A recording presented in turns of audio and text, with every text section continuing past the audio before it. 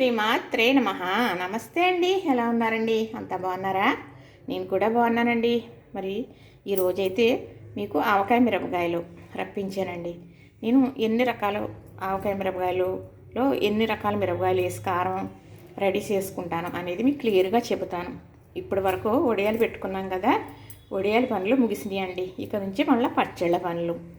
ఆవకాయ, ముఖ్యంగా ఆవకాయ మిరపకాయలు రప్పించానండి. నేనైతే 3 రకాల మిరపకాయలు చక్కగా రప్పించి ఈ 3 రకాల మిరపకాయలు కారం తయారు చేసుకుని ఆవకాయ పెట్టుకోవడం అనేది జరుగుతుంది అన్నమాట. చక్కగా ఇవ్వనండి ఆవకాయ మిరపకాయ, చూసారా?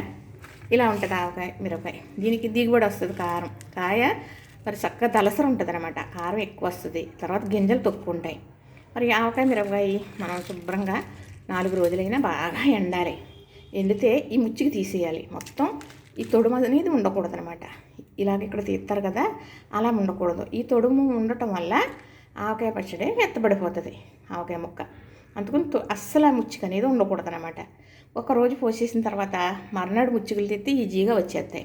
ఇది ఆవకాయ మిరపకాయ కేజీ అండి. కేజీన్నర మిరపకాయలతో పెడుతున్నాను ఆవకాయ. ఇది పావు కేజీ. ఇది చక్కటి రంగు కమ్మదనం ఉంటుంది. ఇది చక్కటి రుచి వస్తుంది అన్నమాట. కారం ఘాటు కాదు సుమండి. ఎప్పుడు కూడా మా వారు ఇలా 3 రకాలు తీసుకొస్తారు. ఇది పావు కేజీ, ఇది పావు కేజీ, ఇవి కేజీ, ఇక్కడికి కేజీన్నర. చూసారు కదా, చక్కగా కేజీన్నర మిరపకాయలు అన్నమాట. ఇప్పుడు ఇవి ఒకరోజు పోసేసిన తర్వాత ఎండలో ముచ్చుకులు తొడుములు తీసేసుకుందాం. ఒక్క మిరపకాయ కూడా తొడుము ఉండకూడదండి. అలా ఉంటే ఆవకాయ ముక్క మెత్తబడిపోతుంది.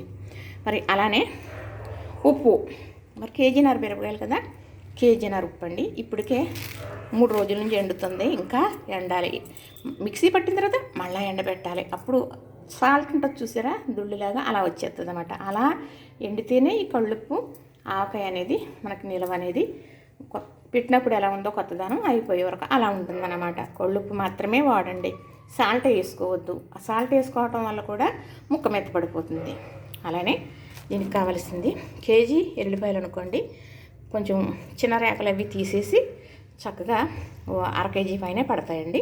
వెల్లుల్లి రెప్పలు తీసుకోవచ్చు, పాతపాయలు అయితే తీసుకొచ్చారు మా వారు. అలాగే కేజీన్నర ఆవాలండి. చక్కగా ఇవి బాగా ఎండబెట్టేసుకున్నాం అనుకోండి. ఆవాలు మిరపకాయలతో పాటు ఎండబెట్టుకుంటే ఇవి చక్కగా తిరగల్లో పోసి ఇసిరేమనుకోండి, పై పొట్టు అనేది ఉండదు, వెళ్ళిపోద్ది. ఓన్లీ మరి చక్కగా మనకి ఆవు పిండి పచ్చగా కొందనంలాగా ఉంటుంది. ఆవకాయ కూడా రంగు చాలా బాగుంటుంది, రుచి మామూలు అనుకోండి. చక్కగా మీకు ఎప్పుడు కూడా కొలతలు అనేది ఎలాగంటే కేజీ మిరపకాయలు అనుకోండి, ఆవకాయ మిరపకాయలు, కేజీ ఆవాలు, కేజీ ఉప్పు, అవి కరెక్ట్గా ఉండవలసిందే.